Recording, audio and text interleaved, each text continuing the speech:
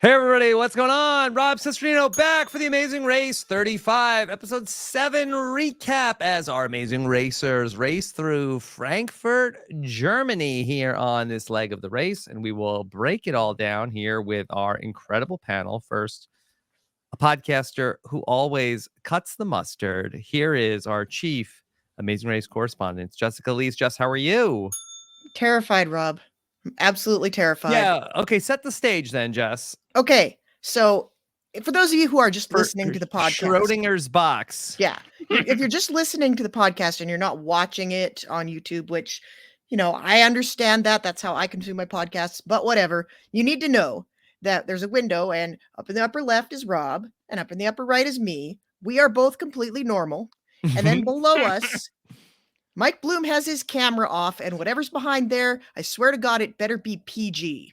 Okay, I'm just trying to think of. I don't think there was anything that we saw that wasn't PG in the episode. Or like as PT, the racers, Arnhem. They went to a carnival. They tasted mustard. They looked at lots of different locks. Mike, will you reveal yourself to us and the audience? I mean, I have to. I'm not deceptive in any way, but today perhaps I may be the Lord of Lies. The Lord of Lies. You look at Captain Crunch. Okay. Did he not look like Captain Crunch? As you sit on a giant cannonball. Mm-hmm. The Lord of Lies famously, what did you do, Lord of Lies? Well, it's very simple. You see, people taking a ferry back and forth across the river, it's very time wasting. All these guys have to convert your currency. Mm-hmm. I say skip the middleman here. Just have a ship fire you on a cannonball across the Rhine, and then if you change your mind, you realize you forgot you left the oven on at home, just hop onto the other cannonball that happens to be fired at the exact same time, probably about a foot or so away from it. That is the legend of the Lord of Lies, and I've made my own rideshare service because of it. Yes. Okay. Incredible. The Lord of Lies. Yeah. This is like a plot that would happen in like a Super Mario game of like, okay, ride this cannonball, then jump off this cannonball, jump on the other one. Was anybody believing the Lord of Lies, or that's how he was very easily branded the Lord of Lies? Do you ever believe anyone named the Lord of Lies? Mm-hmm. Well, I think it's worth noting that Lord of Lies is not what he's most commonly known as. Oh. This is not a setup for a joke, by the way. Yes, this is what like is it? Boring trivia. But have you heard of Baron Munchausen? Yes. Oh, yes, Munchausen by proxy. Yes. I think it's a different Munchausen in that case, but, similar deception at play, I suppose. But, there's a fictional work. It's been adapted into a film, I believe, by Terry Gilliam. And that's who it is, but maybe there's like some kind of IP reason we couldn't just call him Baron Munchausen, or we're just going the most direct route here. But yeah, it actually translates to Baron of Lies, which you can actually find on Google. Lord of Lies brings up nothing. Yes. As opposed to the robber baron that we also saw in this maybe episode. maybe that's it. They already used the word baron once and they couldn't use it more than once. Yes. Who would have thought Germany, maybe a country in need of the most rehab, in the past century or so, not doing any favors in this particular And maybe episode. we'll see Baron when we go to Slovenia later on in the season. We'll see. Okay. All right. So our teams went to Frankfurt, Germany, and boy, was this like an all-time disaster leg for one of our favorites, Andrea Molina? Crash and burn is describing it mildly. Maybe I'm going with the German analogy. This was the Hindenburg of Amazing Race. Oh, the humanity. Mm-hmm. Yeah. Not great. Not great. How long has it been since we have seen a team F up this spectacularly? They didn't even make it halfway through the leg. It was rough. Yeah. And nobody told them that things had gone so wrong for them. That was really the big issue. I think at any point had somebody told them like, yeah, you've made a horrible mistake, I think they would have had a chance at this. It did not go their way. It's really interesting. I think this was maybe my favorite thing about what was an excellent episode of television. Oh, yeah. I think my favorite thing was the fact that literally nobody in this episode had any self-awareness at any point whatsoever. Like you had the first place team thinking they were in last place. You had the last place team show up. Oh, I don't see any other teams. We must be in first. We're killing it. We're great. We're the it was first year. fantastic because, we always say, unless you see other teams in the same frame, you don't know what's going on. It's like we, the viewers, knew what was going on. Mhm. But the fact that nobody else knew what was going on really made it saved it from being a fairly predictable and pedestrian episode. Yeah. Well, what was also very interesting, so you had Andrea Milena, who end up inadvertently getting on the wrong ferry and then going to the task. Then you also had where Robin and Chelsea similarly got on the wrong ferry, Yeah. but realized it immediately, and I guess then came back. We didn't really see it in the episode.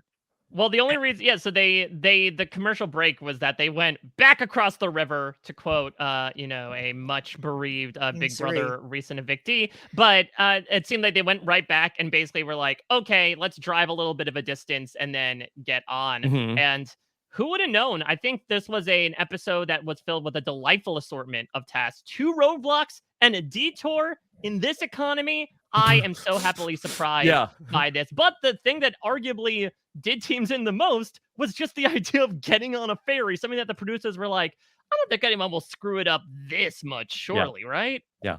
How many Groshin, Witten, and Heller do we need in this economy, Mike? What's Sounds the like conversion? the name of like a 17th century writer you study in English class. Yeah, or law firm. Mhm. So, all right. We had all of our tasks. We lost Andrea and Milena. Very sad to see them go, Jess, because they had given us a lot of fun so far this season. And they were very entertaining. But I think what we saw here was them having to kick it into another gear and then not having that gear. Yeah. And they were never like, they didn't seem like contenders. They were certainly great television, entertaining, better racers than initially you might have given that demographic credit for. Like, I Mhm. think the older female teams, they tend to either stick around the whole race or they go out very, very early. And the two of them together were especially great. Like, they were so funny and they had such wildly different personalities. They reacted to things so differently. It was really fun to watch them, but also they were kind of hanging on by a thread for a lot of this race. And I don't think I would have predicted this outcome for them, but I think as soon as things got more difficult, I think it's not surprising to see them go at this point.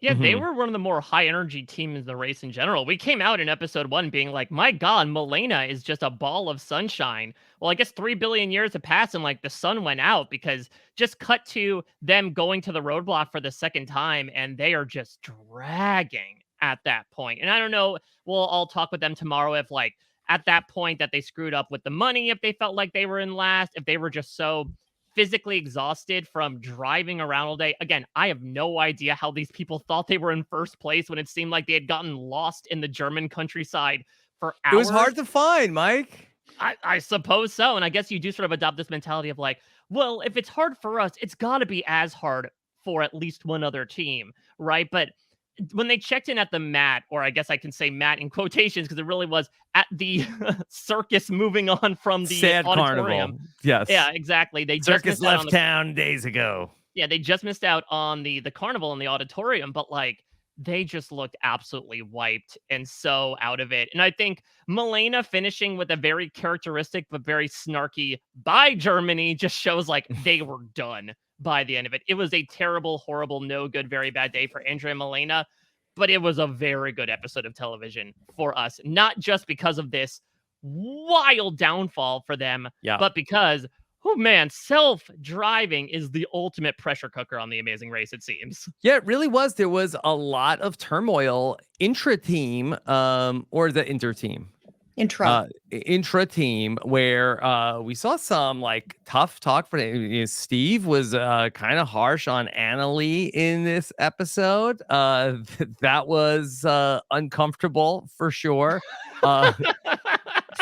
Morgan and Lena, a par for the course for them. They had to actually switch driving, which we don't see too often on The Amazing Race. Where I think the rule is probably like, don't do that. Have a designated driver or navigator. I feel like there should be an exception in the JL rules. If your driver does not know right from left, I feel like that should be a first and foremost rule of, okay, maybe you shouldn't be driving. Mm-hmm. Yeah, I think understanding cardinal directions is a prerequisite for applying for the position of driver of your team. Can I ask what is potentially a very dumb question that it looked like in this episode? So in Germany, here we have the steering wheel looks like it's on the left side of the car. Are Mhm. there different in different European Yeah. countries? Yeah. Well, mainland Europe, they all drive on the side of the road that we drive on in the US. But in Britain and Mhm. Ireland, Australia, South Africa, Japan, they all drive on the other side of the road. Hmm. And the best is in the Bahamas, you drive on the other side of the road, but everybody has American-made cars, so the Yep. steering wheel is still on the left. Hmm. Okay. Yeah. Good So, to know. yeah, it's not a comprehensive list, but that's like Commonwealth countries, basically, apart from Canada. Now, what Yeah, so happens if you drive through the channel? You can drive through the channel, but then you have to start driving on the correct side of the road. Oh, okay. I'm sure there's some sort of switchback or something that has you Yeah. merge onto the other lane. Good. Keep it in the Amazing Race terminology. Okay. So, all right. Let's talk about what the teams went through here on this leg of the race. They The flew. trauma they underwent trauma. in Germany. Yeah. They went to fly to Germany again, all on the same flight. It was the Great Equalizer, and they had to head to the from the airport to find the ferry and exchange their euro on the ferry. Yeah, I think the first place where people got tripped up, I think it's important to note that along this stretch of road and this stretch of the Rhine River, there are 5 different ferries that all look exactly alike. Mm.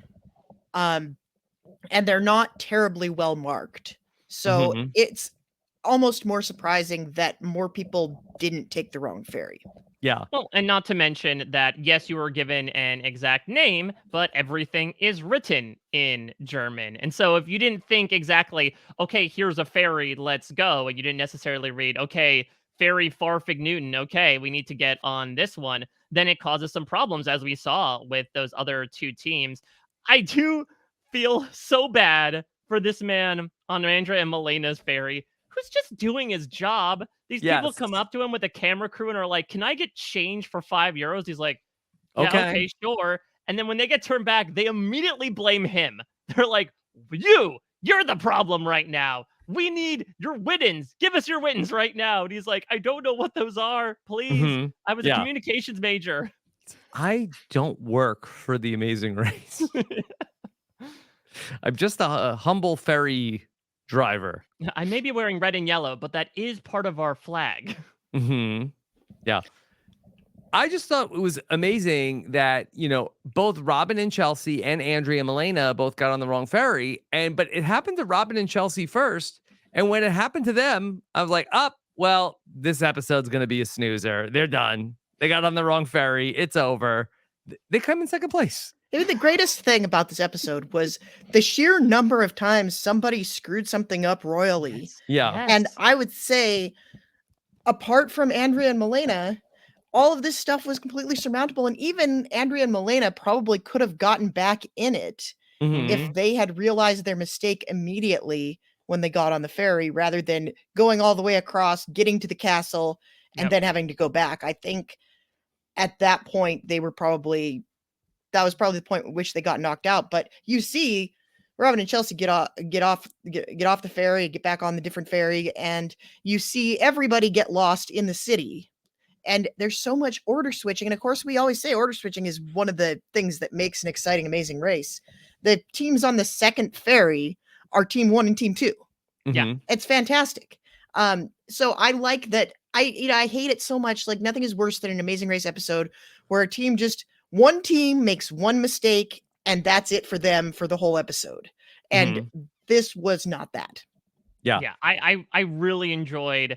I mean, the variance was brought on by two things. It was, again, the amount of tasks that get brought in, even though, Greg and John and Robin and Chelsea pretty much don't relinquish that lead after they get to Cologne in first. Like, there was still some shakeups in the middle part because of that incredibly difficult roadblock that we'll get into, and at least one incredibly hard half of a detour. And then also at the same time, it's that self-navigation. And yes, we have saw as recently as last week how there can still be shakeups based on transportation, and tuk-tuk drivers were certainly an example of that. But again, there's something that's just so nice. I mean, that was something that I think contributed the most amount of drama to seasons 33 and 34 was like, when you are navigating by yourself, you are the arbiter of your own fate, basically. You are that driver, quite literally, in the seat. And I think there's a lot of fun in the mounting pressure there, as well as, yeah, the fact that 4 teams were in the first ferry, pretty much all finished the roadblock at the same time, and all of them fell behind these other 2 teams because they got the wrong directions and just got completely turned around in the city. All right. Well, our teams would then take their German coins and then head to go to pay the robber baron, where they needed exact change for the robber baron in Groschen, Witten, and Heller. I have to say, this is the first time I think an Amazing Race task has directly involved a bribe. And I don't know how I feel about that. Mm-hmm. Yeah, usually those result in penalties, right? Yeah, Mhm. you try to bribe someone, you're usually in trouble, but this time it's a requirement. The math was not terribly difficult. I paused it and did the math. It's algebra. It's Yeah, it's very much the pints to gallons stuff that you Yeah. did back in like 3rd grade. But Mhm.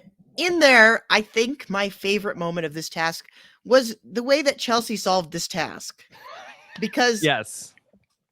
there is no shame in this. Like if you're the only one there and you have the time and you can keep making the guesses, there's no reason not to brute force your way through it.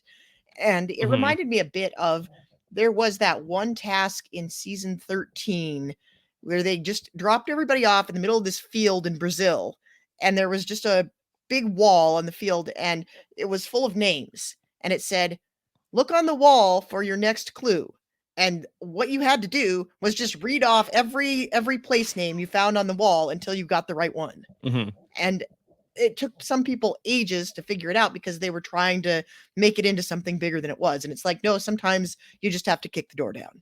Mhm. Yeah, I think Chelsea is one of my favorite DGAF racers we've had in a long time, who's just like, she literally said, yeah, I didn't want to waste my time or energy on this, so I just kept running back and forth saying numbers one at a time Yeah. until I got it. And I love it because, again, it's so antithetical to like a Milena type of energy, where she is just so dry, so deadpan. Obviously, she cares, but to a certain extent, when it came to this task, she did not care one iota. Mike, we also saw this recently on the Challenge USA 2. Isn't this how Yes. Fessy won the Hall Brawl? So he won the Hall Brawl, yeah, by just running back and forth and saying numbers. Like, That that's they an had to easy thing count do. the number of squares in the puzzle, and he just kept Yeah. going 6, 7, 8, 9, 10. Yeah, and it turns out that that was the emerging strategy. I mean, that's really what you should do, especially if there's no one else in line. Yeah. You know, Chelsea was the only one there, so she's like, why not do it? Otherwise, you then take a page out of Todd's increasing book of collusion and just try to work There together to should get be an like a answer. penalty. It's like, okay, you can only, guess like once every 2 minutes or something like that. Well, that happens with, if the task had been remade to, okay, rappel down the cliff and then give your number, I think Mhm. that's the way you sort of disincentivize that behavior. Otherwise, if Okay. you're just going up to this robber baron, I mean, he should have not settled for 15, in my opinion. Like, if you say, I'll give you all I got, and he's like, great, come on in. I want some bonus. Mhm. Is Yeah. this like opposite of Price is Right rules, where it's like you just have to give him at least the minimum number of coins, but if you want to go over, you can? Yeah. Mhm. I mean, the robber barons are very greedy. I would say is if there was a cube building, I would be like, hey, here's your 15 Witten, and I'll give you this piece of future technology that you've never experienced before in your life. It's gonna blow your mind if you let me go to the front of the line. Mhm. What is the future technology? I An don't know, probably iPhone? like a shoelace or something. Mhm. Shoelace. Okay, so then the teams had to rappel down again. The rappelling didn't create too many problems. Everybody was able to do it pretty easily. So after you rappelled down, the teams had to head out to Cologne's Carnival. This was very fun, I thought. The performers were fun, but what was really sad was the fact that they had like 8 extras in this cavernous hall, and then there were like, a 50-piece band on the stage. Hmm. I love it. It's like go to conference room D and go ride your horse tricycle Not horse around the room. tricycle, horsicle, Mike. It's a horsicle. This can't be a thing. Much like the Lord of Lies, this horsicles cannot be an actually named brand. Why not? Why not? Do you think people don't have a bicycle that's the size and shape of a horse? I mean, in Germany, it's gonna have like a 26-letter name, like Pferdenfahrrad or something. Honestly, I am not a bike person. I would sign up for a service called Horsicle if I had like a German clown leading me through a workout of like, Mhm. yes, mount your steed, get on your horsicle, it's time to ride. Yeah. I'm trying to Google horsicle. I don't see a lot of. Yeah. I think if you Google horse bike, you're gonna get some strange results. Oh boy, I yeah. won't. I won't. I'd win. Yes. So these Okay. are just regular bikes. Come on. But they're very high. They're like taught to get on his high horse. Yeah, I Googled horse bike, and all I'm getting is pictures of regular bikes. This is disappointing. Mhm. Also, I'm intrigued as to like, so is it part of a parade? Usually, I feel like in a parade, Parade's not a carnival. yeah, but like, what was the job of the other person? I feel like if you're in a carnival in some sort of procession, you're not throwing the flowers out to everybody. I feel like they're throwing flowers at you. But that was a very fun thing to see like Rob just get like, I don't know, super into the flower throwing for whatever loved it. reason, maybe making his flower girl fantasies come true, to also Morgan completely like sea biscuiting, blitzing through, and Lena running behind trying to throw flowers to the best of her ability. Mm-hmm. Yeah. Well, it does seem like the Cologne Carnival is a big deal. It's a street carnival, a week-long street festival, also called the Crazy Days, takes place between Fat Thursday and Ash Wednesday. If I eat a lot of Mexican food, there's a carnival in my Cologne, so I wonder if it's the same thing. Yeah. But it seems like this was like in like a garage as opposed to on the street. Well, they didn't say exactly where the thing was taking place, but they did show people pulling into the parking garage. And Mhm. who is to say that they didn't just take over a level of the parking garage? Mm-hmm. I am just obsessed with, as Jess said, it's been such a rarity, especially as of late, that they all went home before Andrea and Milena came. Like at a certain point, everybody had to come over and they're like, listen, we're not giving you time and a half right now. Put down the oboes, get the horsicles back in the garage. We're ending this. Mm-hmm. Interestingly, at the Cologne Carnival, traditionally ends with the burning of the Nubble on the night of Ash Wednesday. It is a straw doll that hangs above many pubs where the carnival is celebrated and is theatrically carried to the grave and burned at the end. What They in the didn't Wicker touch Man on is that? Oh, could this be the original Burning Man? Could be. Yeah. Yeah, I wonder if did they have good service out in the Carnival of Cologne? Maybe it's Nubel. The Nubble is a name for the dressed straw doll that emerged around 1950, representing the scapegoat in the Rhenish Carnival. The Nubble, also called Zackies in Cologne Carnival, hangs above many pubs during the carnival season and is burned in a ceremony. Are Robin and Chelsea the Nubbles of this season? Are they burned at the stake? They nearly were. They're pretty much the scapegoats of everything. It feels like each and every week we have like a "Here's how Robin wronged me" segment. Mm-hmm. I think it's hilarious. Before we got on the call, Sam Moore referred to Robin and Chelsea as the Bowie Jane of The Amazing Race. Oh, how dare you! How dare you! Here is the Nubble that gets burned at the Cologne Carnival. Am I off here? Is that an emoji head on like boy. Yeah. Well, we know that the White Lotus isn't going to Germany anytime soon. Yeah, on like a plaid shirt and jeans. And is he like playing a guitar also? Kind of looks like you, Rob, if I'm being completely honest, without the beard. Yeah, he has an inflatable guitar. Yeah, he's and got a Jägermeister nameplate. Yeah, he's got necklace. ice. Look at him. He's wearing that drip. Yeah. Maybe it's curlier hair than I normally have. And they burn this thing? I guess, so do you What the have to frickin' dress up? hell, I thought Cologne it was just Carnival? a straw doll, and I don't know if that's made of straw. Pretty sure that pillow isn't made of straw. Mm-hmm. Are they putting too many fluorocarbons in our atmosphere, these Germans, by Yeah, they got to burning their take the nubbles? plastic guitar off of him before they burn it. Yeah. Okay. Wow. So Cologne Carnival. Maybe Andrea Molina missed. It wasn't the worst thing in the They were world. the sacrifices. They were the Yeah. nubbles because they got Now burned we at know the where they end. all went. To the graveyard to go burn the new bull. All right. But it was fun. I enjoyed that part of the race. All right. Then we saw teams bickering, trying to drive to go find the next spot on the race. Morgan and Elena really got into it again. Oh, I love them so much. It's just this amazing quality of like, they are the team that is by far the most at each other's throats. So we'll certainly talk about a team that is nipping at their heels like a horsicle coming up, I'm sure. But like the fact that they are still succeeding or surviving in spite of that, I absolutely adore. They just Mhm. speak to each other. It's one of those things where like they just have that way of speaking with each other. And it is very funny. I feel like at nearly every task, they're either going to have some ridiculous strategy, find some way to bicker with each other, or both. Mhm. Okay. The teams would then head to the bridge to go and find all of the locks, find an amazing race lock, and enter in the combo of the oldest Cologne in Cologne. I have a problem with these lock bridges. I was gonna say, just did you got shades of Amazing Race 6? Yeah, well, Amazing Race 6 was certainly a thing. They also did the Paris one and Amazing Race Canada, and these are just like I don't know why if you don't leave a piece of trash behind somewhere, it's like you were never there. Mm-hmm. Like, and these locks end up contributing to the weight of the bridge. And like the one in Paris, they had to shut it down. They take the locks off every night now because the railing just straight up collapsed into the river Oh under my the weight of all the God. locks. Wow.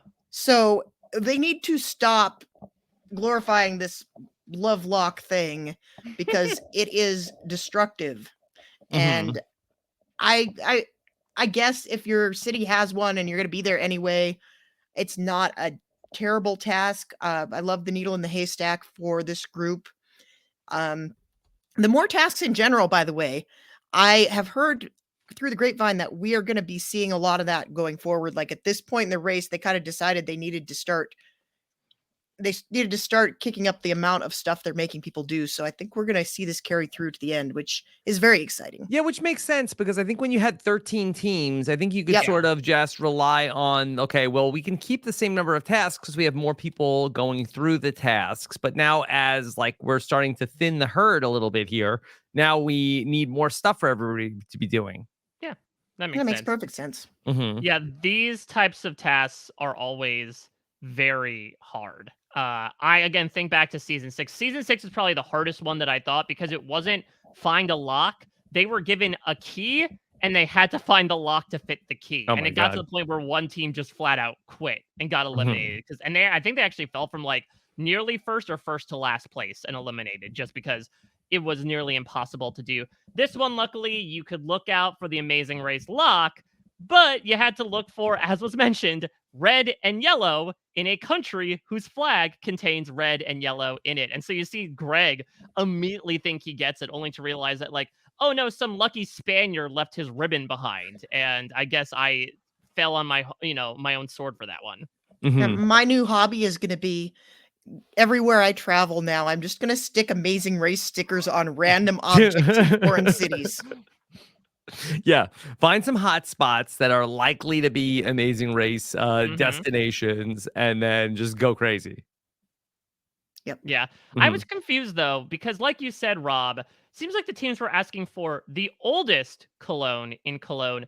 Phil said, though, in the prompt, Cologne's favorite Cologne. So is it implied Can it that be the both? oldest? I suppose it can, but does it have to be? Hmm. Oldest Cologne in Cologne. I mean, this might be another famous original Rays situation. Yeah, like every Cologne's like, we are Cologne's favorite Cologne now. Yeah, because it has been produced in Cologne since at least 1799, it is allowed to use the geographical indication original eau de Cologne. Yeah. Now, do you want to smell the same way that the most eligible bachelors of 1799 smelled? I think it would probably be a lot stronger than you would need. It's Mm-hmm. musky, yeah. Mm-hmm. Yeah. Has the scent palette of humans changed much over the last 250 some odd years? I would imagine so. I think we become a bit more snobby when it comes to what we let into our nostrils. Like, if someone says they smell like, cinder and wax and horse droppings, I'm not going to Mm. swipe right on that. Hmm. Yeah. All right. I mean, this doesn't seem like it's gonna smell terrible. It's, I don't know what it smells like, but the picture has, citrus in it, Oh. and citrus is always a popular profile for colognes. Mm-hmm. Yeah. All right. Probably not terrible. Not terrible. All right. Then from there, the teams had to go to a detour. Just for kicks or matter of taste. Do I have the detour names right? Am I missing a pun Yep. here? Not really. We're not even trying today. Nope. Mhm. Just for kicks or give a lick. Give a lick. Okay. Yeah.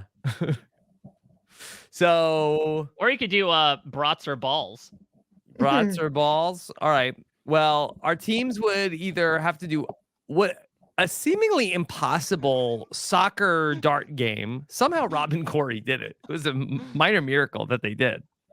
Yeah, that was That- incredible.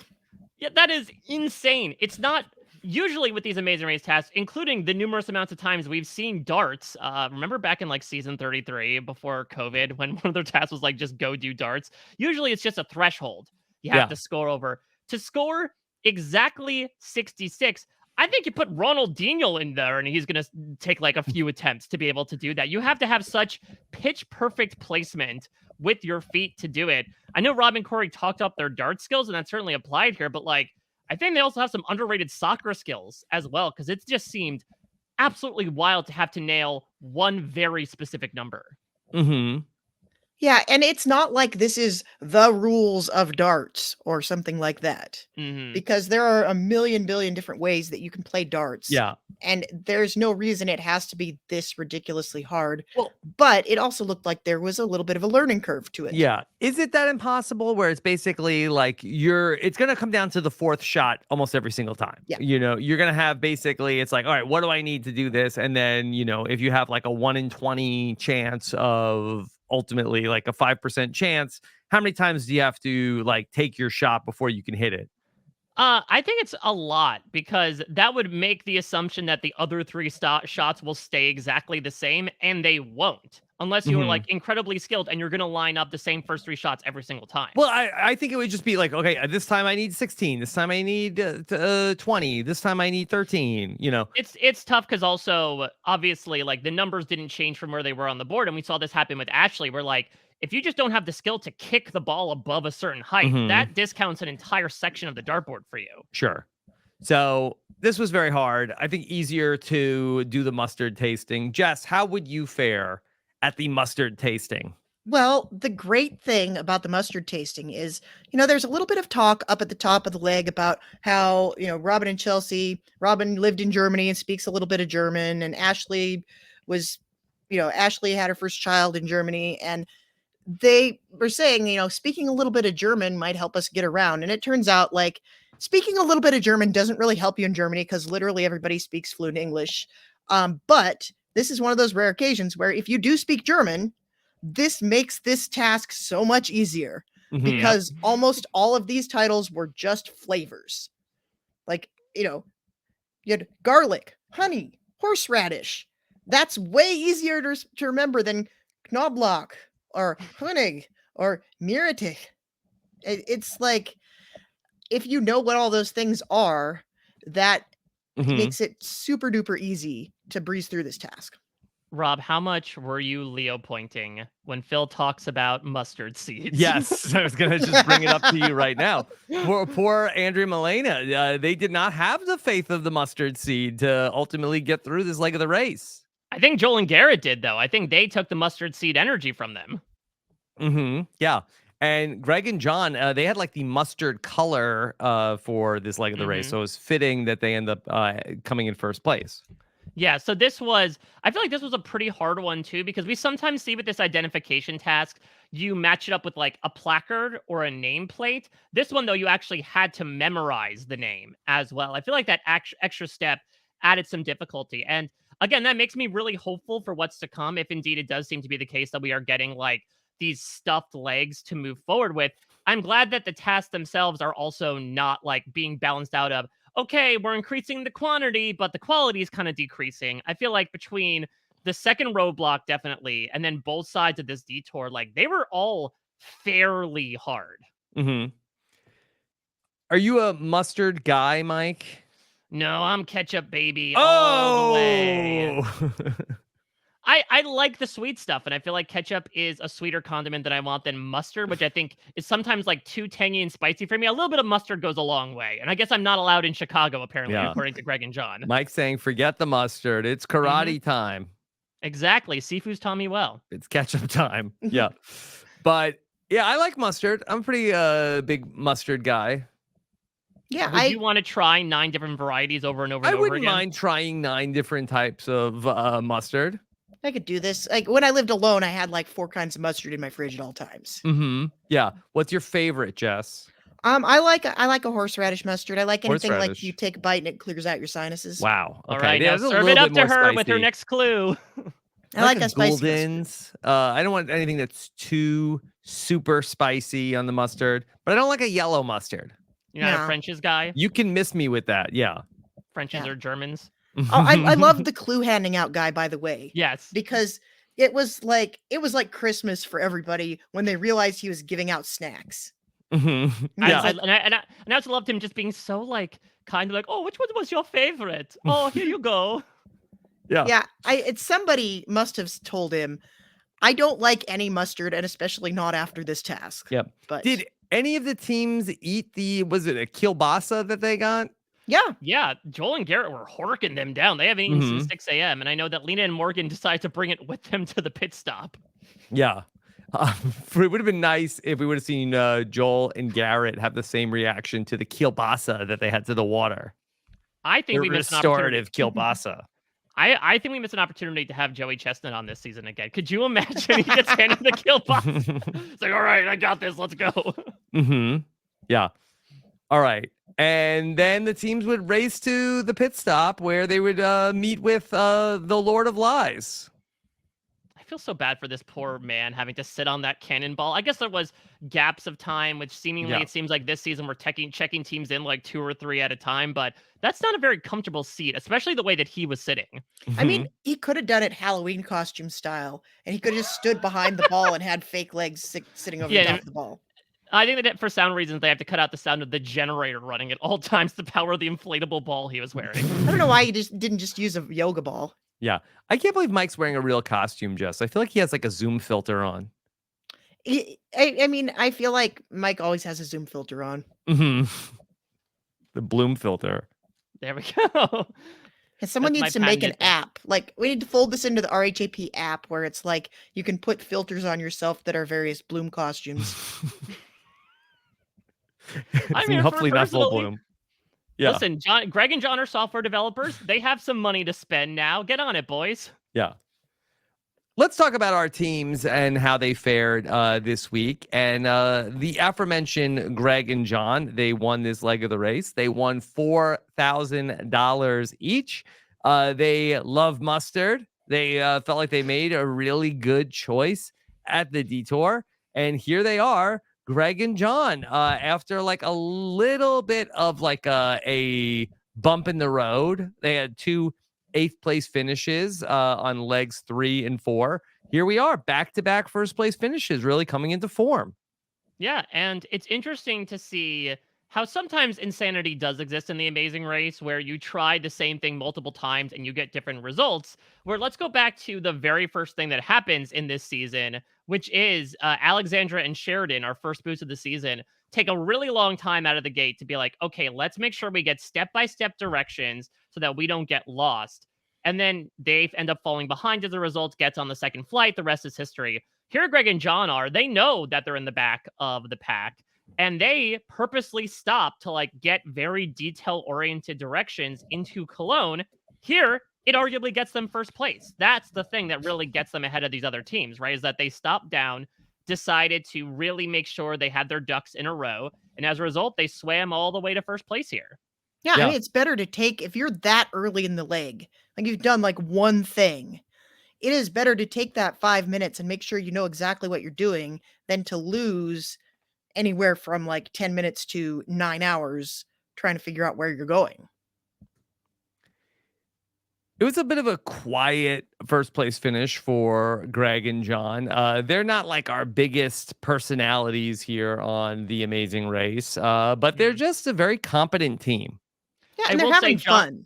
Yeah. Yeah, John gave my favorite face crack though to the second roadblock clue coming out, and that was also a fun revelation because they were the first team there, so we didn't know what was coming. So to see his like incredibly shocked face, there was going to be another roadblock. I really enjoyed that, and yeah, I think they're nice enough, they're fun enough. There's not a lot of conflict between the two of them. It seems like these guys have like a very easygoing, stable relationship. So I don't think we're going to get that stuff from them, but we may get some snarky lines here or there. Okay. Yeah. They are functioning and they are working well together. So good job for Greg and John. Back to back first place finishes for them. All right. Let's talk about Robin and Chelsea. And now Robin and Chelsea are another team that got into it a little bit in the start of this episode. We had some back and forth where just a little bit of like some passive aggressiveness going on here with Robin and Chelsea. Yeah, there was a point where they get on the wrong ferry and we're right before the cut to commercial and you hear them say, "Well, I don't know what to do." And it's like, "Yes, you do. Go the other direction and go back where you came from." Like, Yeah, there how was is that another- hard? There was something where they were quickly falling out of it when they like missed a turn where all the other Right. teams didn't, and Chelsea said, "I'm just trying to have you not snap at me right now," and Robin replies, "I'm just having you try to give me the actual directions," and it's like, ooh, okay. Yikes. And I thought at that moment, okay, this will be the most extreme we get with our bickering. No, we just glanced the surface. We just barely tasted the mustard. Yeah, that was just getting us into it. But then they really bounce back after all of that. So they get through the robber baron. And then Robin, as we mentioned, that she tried all the combos to ultimately get to 15 coins. They made it through and they never looked back. Yeah, they had a great leg. Like once they got into the city, it was just like nonstop success for them. Yeah, and it's interesting that they took the exact opposite approach that Greg and John did, where they took their time, they got their directions. Robin and Chelsea benefited, I think, heavily from, oh, okay, these guys already know where they're going. Let's follow them. And so because Greg and John took so long, Robin and Chelsea kind of drifted behind them, and as a result, ended up jumping from, seventh all the way up to second place. Now, they did struggle a bit with the mustard. And I did have on my list of questions to ask them if we ever get the chance to speak with them on the exit interview, like, what is their relationship with mustard now?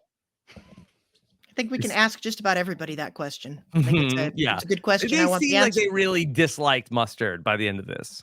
I just love their responses to everything on The Amazing Race, because they kind of like almost always seem over it, or sometimes they're really into it, like when they were really snarking it up with the ferryman by just being like, "Oh, you got any more money for me?" Like if you catch them in a good moment, Got any more bags in there? Let me see.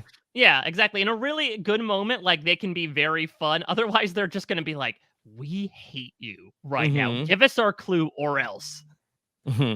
Yeah. Okay.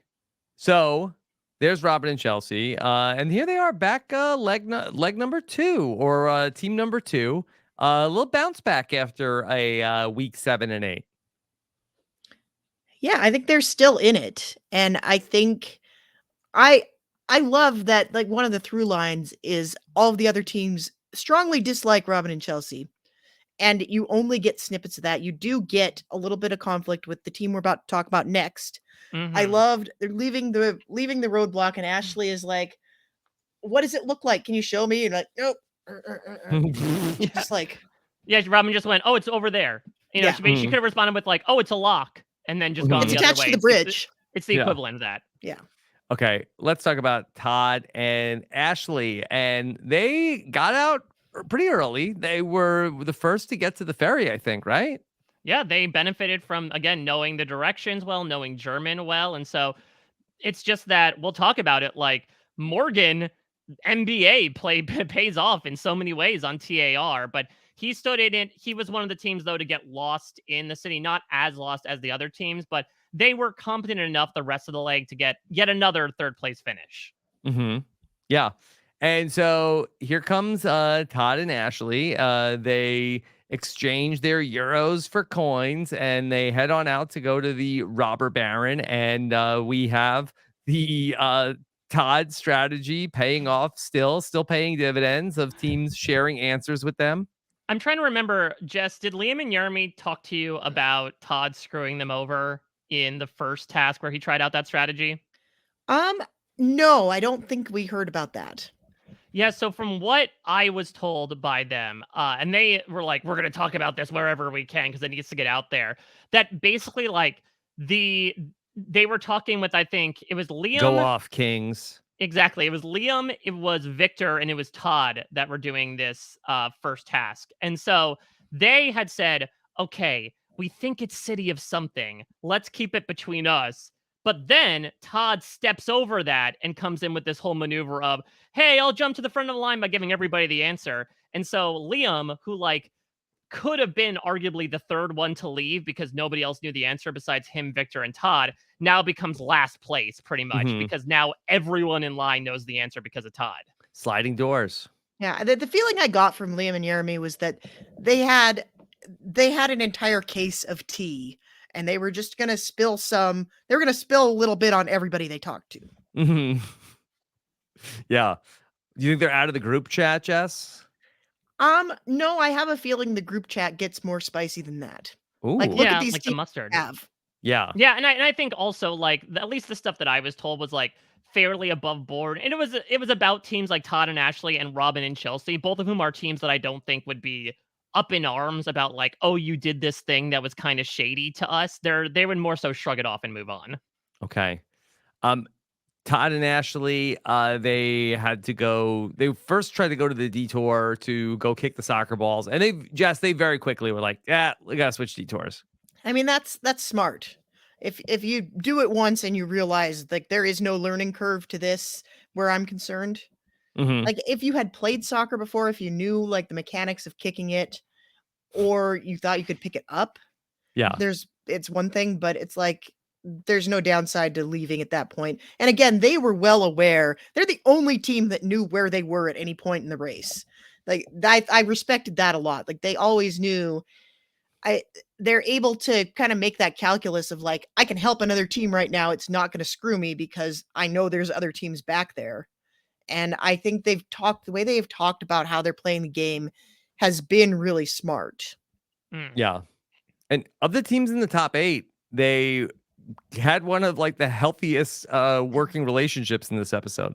Yeah, which is interesting because didn't we have the thing last episode of like, oh, I know that he can get on my nerves and like we learned to deal with that. It seemed like from a navigational perspective, they were fine. So maybe that contributed to it. But yeah, I mean, and good on Todd, I suppose, for eating some crow of like, yeah, I probably shouldn't have asked my wife, who has never played soccer before or played darts before, to play a game of soccer darts. Mm-hmm. Soccer darts. All right. Well, there's Todd and Ashley looking good. Third place finish. Is this the best finish so far for Todd and Ashley? They finished third before, but yeah, this Okay. hits their peak. I feel like I have yet to see them kind of, to use that shifting gears metaphor before, like move into another thing where they could get first place. It just Yeah. seems like every leg there's another team that outperforms them just a Yeah. little bit. But we've seen other teams be in that role and eke out a first place at Mike, once or they're, twice. they're actually remarkably consistent. Their placements so far in the race this season have been 5, 5, 4, 3, 5, 5, 3. Yeah, they have to be by far the most consistent team in this race. Mhm. And we talked about Yeah. this before. Consistency, especially if it's consistency in the front of the pack, is a good thing to have. I think they're always going to be in the hunt. I would not be surprised to see them in the finale. And who knows, maybe if they're in a place that they know or a couple of tasks go their way, they might be able to walk away here with the million. Okay. All right. Let's talk about our fourth team, Rob and Corey, who they definitely had some issues this week, but another strong showing for Rob and Corey. Jess, I thought that we got some interesting things from Rob and Corey when it came down to the self-driving and the ways that they were going to be handling the navigating. Yeah. Well, first of all, get yourself a man who looks at you the way Rob looks at self-driving. Mhm. I've never seen anybody so excited. Or excited. darts. Yeah. Yeah. So I thought that it's clearly something they've practiced a lot, and they considered it. Like, there are teams in this race who did not consider the possibility of that driving in a foreign country is going to be stressful and we need to have a system down. This is clearly something they practiced and talked about well before they came on the show. Mhm. And this tactic of having 2 copies of identical directions is really smart, even if your driver is not deaf. Yeah. Well, that's the thing is that you say, they put in the preparation. They kind of had to, just given, Right.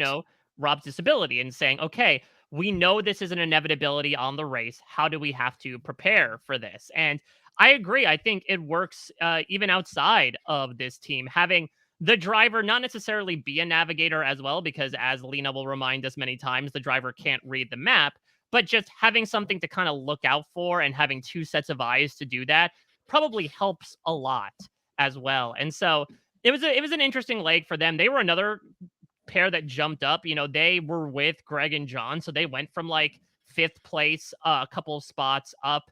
And it did take them 6 tries to do the soccer darts, but they were the only team that could ever come close to accomplishing this task. So the fact that they did should be commended. And I think, sadly for Rob, this definitely proves Corey's the better dart player, right? Yeah, he's gonna be eating crow on that one. I have a question about the detour. Yes. Do we think we would have liked this detour? Like, does it become infinitely more diabolical if there are limited stations? Hmm. Like, if everybody rocks up to the mustard and there's only 4 mustard people, which there may well have been, and there was just it was I just so think there spread was. out. Yeah, I don't think Yeah. we ever had like more than 3 teams at that station at any point in time. Because I saw there were 4 dartboards set up, so maybe it was 4 and 4, and it just turned out that that didn't come into play. Mhm. But That would be wild though. it's And that would be evil. that would be another thing of, again, as we've seen before. Okay, do we wait to do the easier task, or do we go to the other task with the risk of we're just going to sink even more time into that? Yeah, it's tough when there is a little bit of travel there. Like, it couldn't have been that far apart, but I think if you're in a situation where you can see both halves of the detour in one place, I think that changes your calculus too.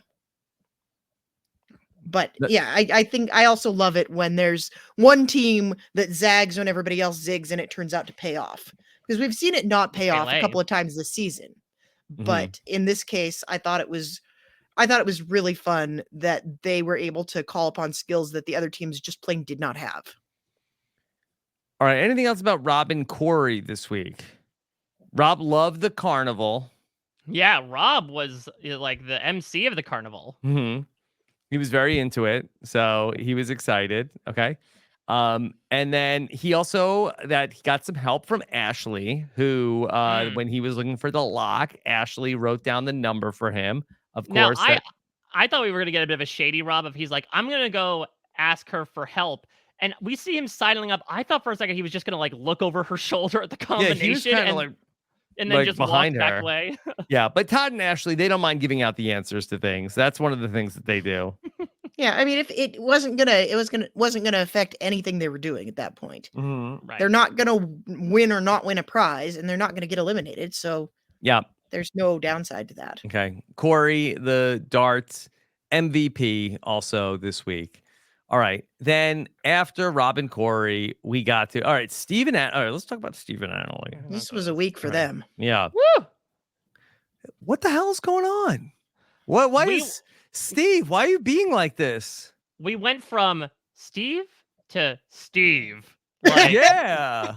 this was a coming out party for Steve that we did not want at this moment. And look, let me caution this by saying, like, again, everyone has different ways of communicating with each other, and this should not be something that we use to judge their relationship. Annalie's going to talk about how this is very unusual, that in real life, she'll usually call him, and he'll be the stable force. It's very rare that they're on the same level of stress. That being said, I don't know if this is a way you should talk to your daughter. Mm-hmm. Yeah. This is like shades of Ron and Christina. It was very uncomfortable. Yeah. I don't even know why he was mad at her.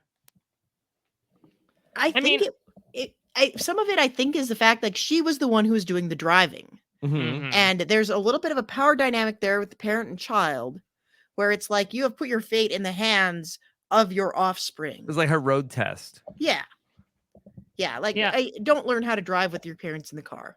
Well, I think, it's also something where Annalie, again, is like a badass. And I think she sets like really high expectations for herself and for the team. That also has led to like a bit of catastrophizing as well. We saw that last night with like, oh, we screwed this up. We're out. We'll see this in the next time on, when she's like, we are the stupidest people ever. Here, it seemed like the inciting incident was that like she wanted Steve to pay more attention to the road. He was saying that he had a limited time viewing things because of the position that he's in. And then it just kind of led to them spatting back and forth, to where she accused him of not knowing what he's doing. Then he replied, you're going to sit your ass back here, ride a little bit. And then you think, okay, we get this tense commercial break. They're going to come back. They're going to make up. Had us in the first half, not going to lie. Annalie apologizes. And Steve replies, I'm sorry for being so passive and listening to your smart ass mouth. Yeah, can I play the clip? I've got it queued please. up. Okay, here's Steve and Annalie coming out of the commercial. I'm sorry, Dad. I'm sorry for being so passive and listening to your smart ass mouth. You don't know how to say sorry. There's only so much a person can take, Annalie. Well, I can say the same thing about you. That is in the all-time non-apology Hall of Fame. I apologize for being passive and listening to your smart-ass mouth. Yeah, it's like he knew he had a comeback, even though it makes no grammatical sense whatsoever. Why would he be sorry about that? But that's like, call the ambulance, but not for me. I apologize for not saying anything listening to you. Yeah, just wild. And again, this came out of nowhere. This guy has been so measured this entire time, but I guess it shows that everyone has their breaking point. And I suppose that Steve felt that he had been talked down to so much during the day. I mean, he said there's only so much a person can take, that either there was stuff we didn't see from that dynamic, or he was just coming in hot. Maybe she's carrying this team.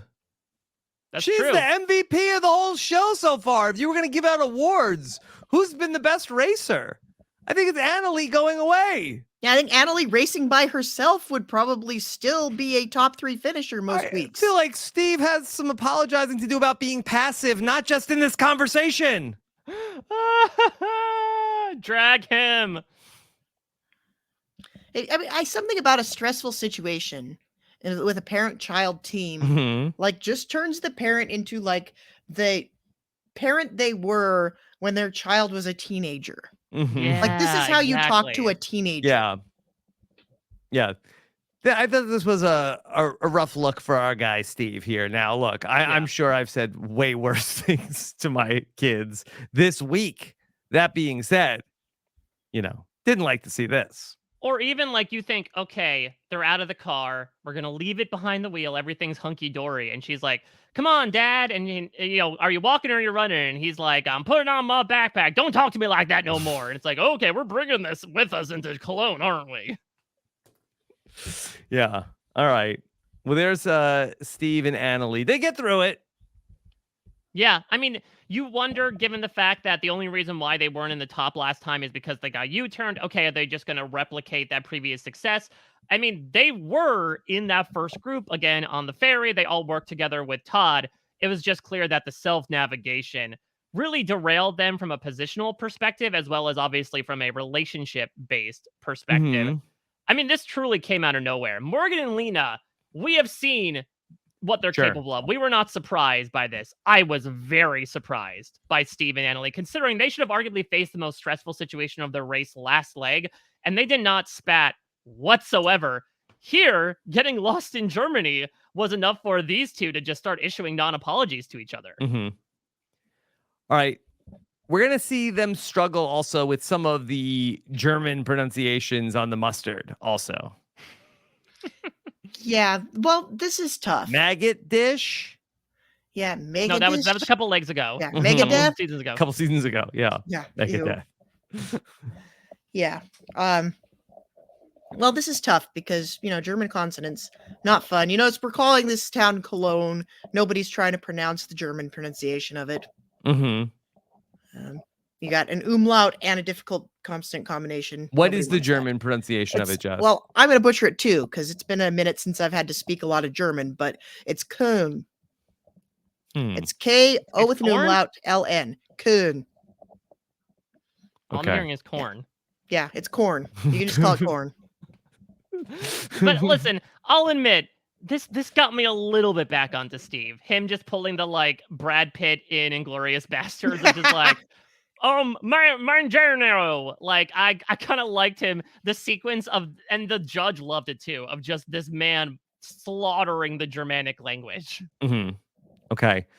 5th place finish for Steve and Annalie. They come back after the U-turn leg. They were in 7th last week, so taking them a little bit to get back towards their rightful position at the top of the race.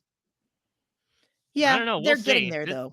They're getting This there. could be a Travis and Nicole situation where if they keep staying in this mood, they might not be able to rise back to the highs they were at once. No, they'll come back. They'll come back. And this was also a week where Steve had to do some tasks also. They couldn't just rely on Annalie.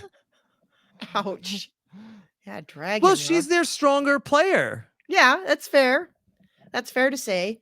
But I think he held his own. He did okay. Yeah. He wasn't dragging them down. Also, maybe that's not the strongest indicator of a good Amazing Race team. If it's okay, you're doing fine so long as half of your team is doing all the tasks.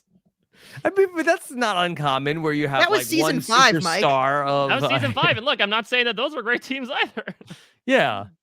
And it's not like that Steve is a disaster, but Annalie is such a superstar. Yeah, I would love to see an all-star season where we bring individual racers back and pair them with other Put her really on the good challenge racers. CBS. Yeah, Well, you've been I think beating maybe the this drum is since her last audition. week. Yeah. Okay. I think All Dusty right. could put in a good word. All right. Morgan and Lena. Boy, we stand. Please. Yeah. Legends. Their game More- took a hard left, or was it right this week? So good. Wow. I just can't. And I am married to somebody that mixes up their left and their right, but I don't think I've ever seen that on the Amazing Race before.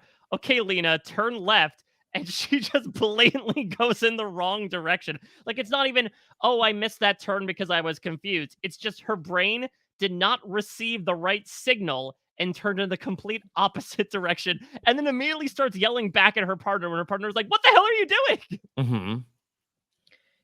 Yeah, the panic mode. That part was harder for me to watch than the Steve and Annalie stuff. The part where Lena realizes her mistake and starts panicking over it. That was hard to watch. Yeah. All right. Morgan and Lena, was this the biggest fight we've seen them get into this season? I think so. It was the most extended fight, and it definitely had the biggest punctuation mark at the end of it, which was them switching places and deciding to soldier forward on that. But they are just so much fun between Morgan and Lena, both having the same strategy of just get through the roadblock as fast as possible and do not talk to a single soul to get in their heads. Yeah. Was Well, it Morgan or Lena that went to a number 1 MBA school in the world? It was Morgan. That was Morgan. Yeah.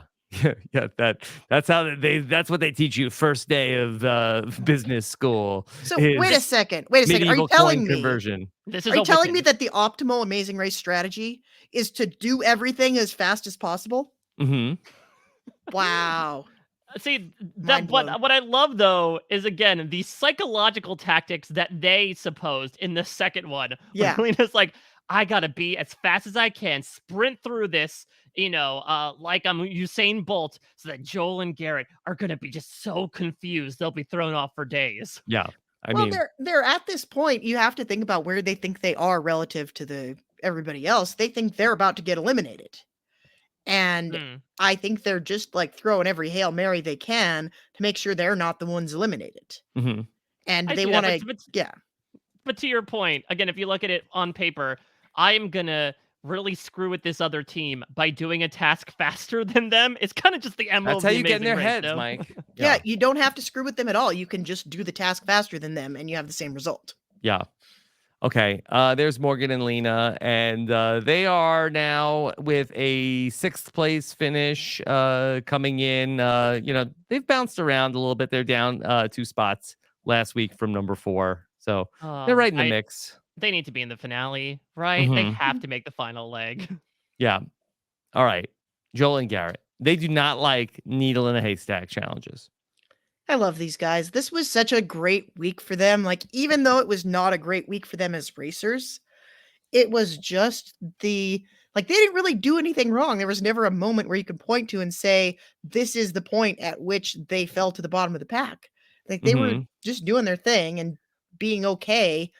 And yet they realized they're at the back of the pack. And the attitude that they had about it was just, if they'd gotten eliminated this leg, I'd probably feel differently about it. But the fact that they just sort of, the pressure dropped and they finished the tasks and they were excited to be there Yeah. and they didn't, try to blame each other or throw each other under the bus for it. They're just like, we had a great time. They're ready to go home. And then they don't have to, surprise. Like, watching them go through this emotional process, knowing that at the end of it, they were going to get surprised.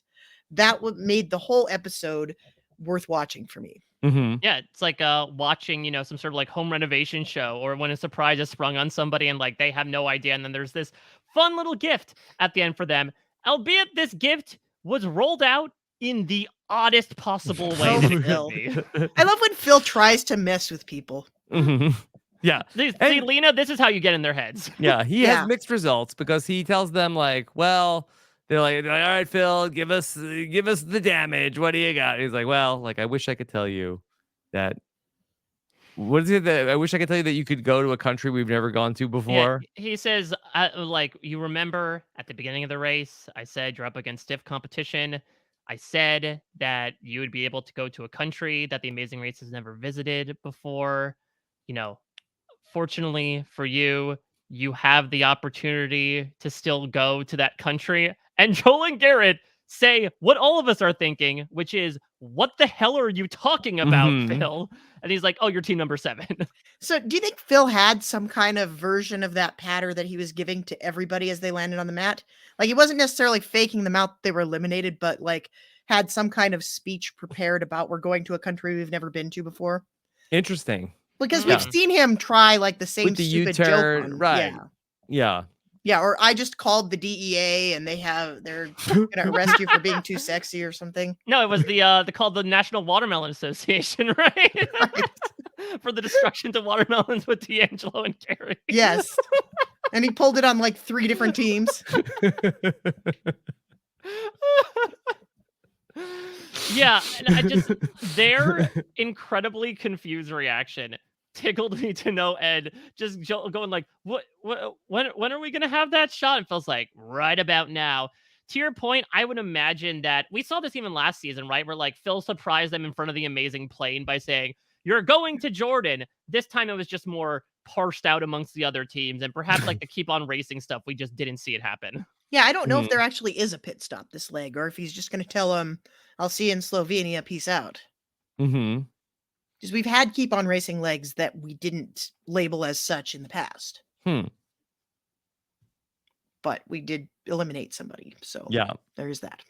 Okay. Yeah, but Joe and Garrett are like by far and away the most stress-free team on this race, I think. Even when like they drive into the garage in second to last place and they think they're last, Joel's just like, "Oh, well, that should have been easy for us." Joel has kind of like this Charlie Day affectation to his voice that I absolutely love, and that just has this like sense of naivete to him. His eyes are so bright even when he's in his pit of hell when it comes to needle in a haystack tasks. Yeah, but at the same time, he's not like there's a lot going on. Like, they're clearly very smart racers, and they have clearly studied the show pretty closely. And like, as evidence, like, you hear them talk about stuff. Like, if a team was going to invoke the phrase 5-hole on the air, it would be this team. Mhm. It'd either be them or Todd and Ashley. But Mhm. like, they're deep nerds about the show, which Mhm. is very evident. And I think it's funny the ways this team kind of breaks the mold when it comes to like this archetype of team. Okay, there's Joel and Garrett hanging in there. They're still racing, team number Yeah. 7. And then Andrea Molina. Looking forward to getting to talk to them, Jess. That interview's gonna be lit. Yeah, Mhm. it's gonna be very fun. It was a very fun team. It's clear they had so much love for each other and for being there. Unfortunately, that really wasn't evoked during this leg, just because it was really clear, like, they were so drained Yeah. from just the But they back didn't and fight forth with and each back and forth. other. Yeah. No, they didn't fight with each other. And in the end, Andrea talked about just like how grateful she was to be able to run around the world with her best friend. We obviously heard about like their own personal struggles, what happened to Milena over the course of the pandemic. So whether it was, one leg or 7 or 13, I'm happy that we got to spend as much time as we did with these out of towners. And while it was a little hilarious, I did feel for them of that they got to the task and they're like, what do you mean you don't take these coins? Like, what is like, there must be some mistake. We have the coins. Like, no, that's not the change we're looking for. Not the change we're looking for. I did think that when Phil felt so specific to deliver, like, you must exchange these coins for medieval currency. Did you all think that at least one team would screw it up? I felt like that was almost underlined in Phil's delivery. I think so. And I think that's just the way to make sure, because with the 5 fairies, I think that was just the way to make sure they got on the right one. Mm-hmm. Also, that ferry was so tiny. I can't get Yeah. over, like, it just fits 8 cars, and Mhm. there's one guy that just sat on that ferry all day. I felt bad for him because he probably had to sit on that ferry for a very long time before Andrea and Milena showed up. Yeah, should he have been radioing with the other ferry guy to be like, can you send them over, please? I need my lunch break. Yeah, it's also possible production was just like, okay, you know what? Go into town, get a beer. We'll let you know when it's time for you to come back. Here's some Witten. Go wild. Yeah. I think Andrea Molina missed out on going to the mustard tasting. That could have been fun. Yeah. I would have been. I did kind of want to see them put on the carnival outfits. Yeah. Oh, yeah, they would have lived it up, but they just missed out on the carnival, unfortunately. But they are the carnival. Yeah. Yeah, they bring their own. Okay. And we'll talk to them on Thursday. So should be a fun one. Sad to see Team Philly out of the race. But it was a good run for Andrea Molina. All right. Great run. Next time we're heading finally to Slovenia. A country that we've never been to before. Hopefully we finally it's have the chance. Slovenia for a lot of these teams. That's like a Todd joke. I think Todd's going to make that joke next episode. I hope Yeah. so. I hope so. So, yeah. Beat him yeah. to it. The first of, I think, 2 legs in Slovenia. I'm excited because, as Jess said, if this is sort of a harbinger, this leg, for what's to come for the second half of the race, I'm really excited. I really, really enjoyed this episode. The only downside to me, I think, was the lack of climacticism with knowing that Andrea and Milena were pretty much out of it. That being said, the entertainment at their mistakes was nice, and there was so much going on with all these other teams that I felt so entertained by it the entire time. But I'm assuming that all the teams are going to be on the same flight again to Slovenia, unless they're driving over there. So this means, again, yet another equalizer. So just because teams finished early on this time and teams finished in the back this time doesn't mean it's going to be the same thing all over again. Okay. All right, Jess, anything else about this week on The Amazing Race as we have now kicked off the back half of The Amazing Race 35? I mean, honestly, this is the best episode of Amazing Race that we've seen in a long time. Wow. Okay. I would say, like, probably And on the poster. best episode of the last 5 years. Yeah. Not close for me. Wow. The extra tasks, the switching up of the Jessica order. Liese says this is the best episode of The Amazing Race in the last 5 years. Yeah, I tweeted this out Damn, earlier today. Oh, good. Well, And I got a response from somebody like, "Are you sure that's not recency bias?" And I'm like, "No, I don't throw out nice things to people just because I feel like it. This really, mhm. And recency bias ain't all that much because Mhm. a lot of that early Amazing Race really drags when you watch it now. So I think this is like the best of all possible worlds. This is a lot going on, a lot of teams screwing up in a lot of ways and having really uncomfortable conversations with each other, and just getting to experience a region of the world that's really, it makes me want to go there. It looks beautiful. I've been to Cologne one time for like 45 minutes, and I would like to go spend more time there. How'd you come Okay. back smelling? Like the number 4711, I don't know, You like painted a great citrus and picture. sage. Okay. All right. Let's leave it there. Of course, we'll have Exit Press.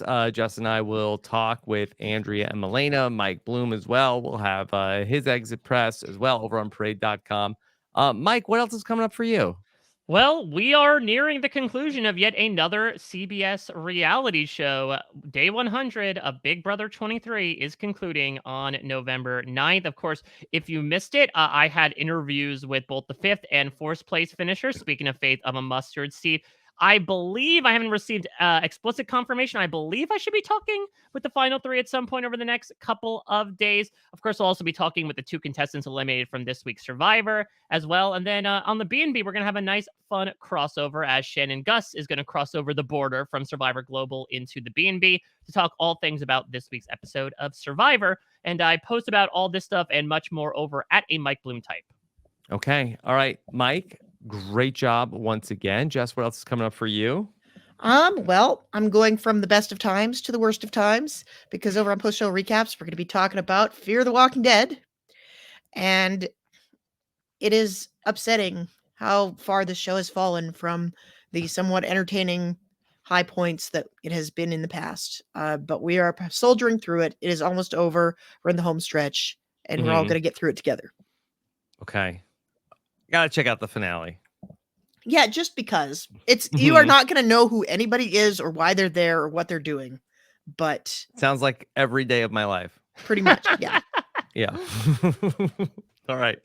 Well, I was so happy to be here with you for the best episode of The Amazing Race in the last 5 years. Some fun laughs about Phil's watermelon lines on the on the mat with Gary and D'Angelo. So lots of fun stuff. Looking forward to the Exit Press. Make sure you subscribe to everything we're doing. Rob is at website.com/subscribe. Take care, everybody. Have a good one. Bye.